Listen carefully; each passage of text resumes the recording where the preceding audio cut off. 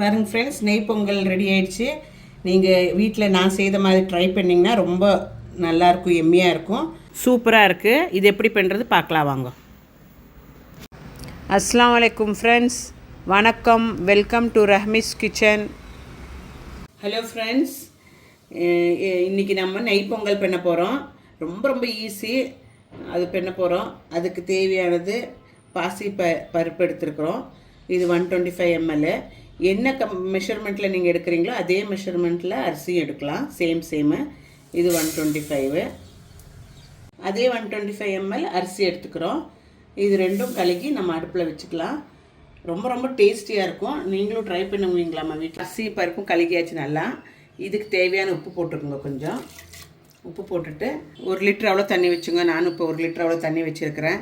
கொஞ்சம் லூஸாக இருக்கணும், அப்போ தான் அது நம்ம பண்ணுற மாதிரி கரெக்டாக வரும். இந்த மாதிரி நீங்கள் பண்ணுங்க, பொங்கல் ரொம்ப அருமையாக இருக்கும்.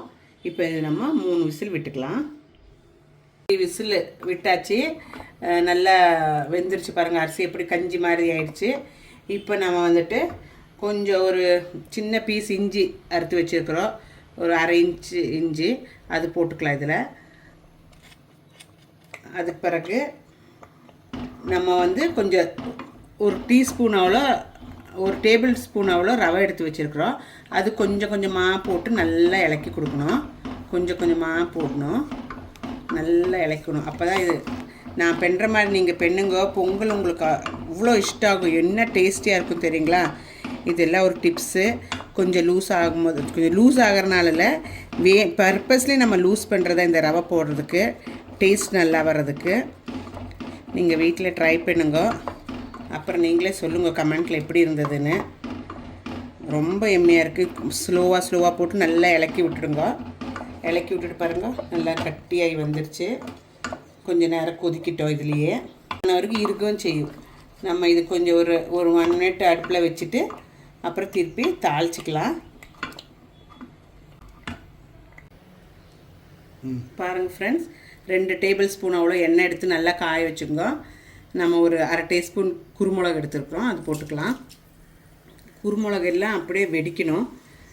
வெடித்தா தான் அதோடய ஃப்ளேவர் அதுக்குள்ளே எண்ணெயில் இறங்கும்.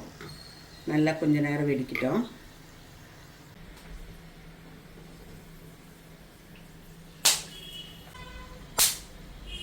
ஒரு 1/2 டீஸ்பூன் ஜீரகம் போட்டுங்க. ஜீரகம் போட்டுட்டு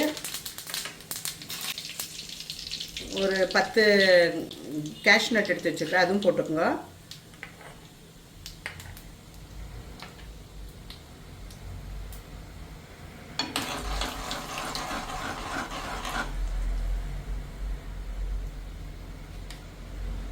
அப்புறம் கொஞ்சம் கருவேப்பிலை போட்டு நிறுத்திடுங்க.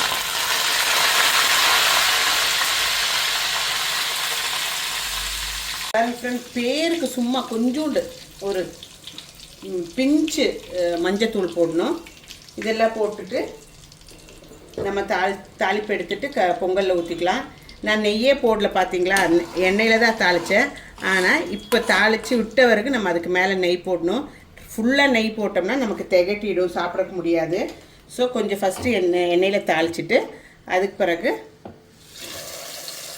நெய் ஊற்றிக்கணும் மேலே.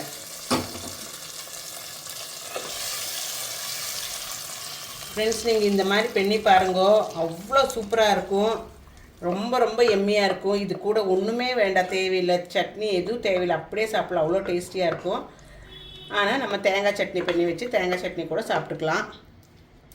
ஸ்பூன் அவ்வளோ நெய் ஊற்றிக்குங்க. அந்த நெய்து ஃப்ளேவர் மேலே இருக்கிறனால அப்படியே நல்லா இருக்கும், சூப்பராக இருக்கும். ஊற்றிட்டு இலக்கிக்கோங்க. இப்போ நம்ம ஒரு பவுலில் சர்வ் பண்ணிக்கலாம். சர்வ் பண்ணி டேஸ்ட் பார்ப்போம் எப்படி இருக்குதுன்னு. பாருங்கள் ஃப்ரெண்ட்ஸ், எவ்வளோ நல்லா இருக்குது பொங்கல். இது இருக்க இன்னும் கொஞ்சம் இருக்கும். ஆனால் இன்னும் நீங்கள் செய்து வச்சு ஒரு 1 ஹவரில் சாப்பிட்டுட்டிங்கன்னா ரொம்ப டைட் ஆகாது, இல்லாட்டி ரொம்ப கட்டியாயிடும். பாருங்கள் ஃப்ரெண்ட்ஸ், பிளேட்டில் சர்வ் பண்ணிக்கலாம்.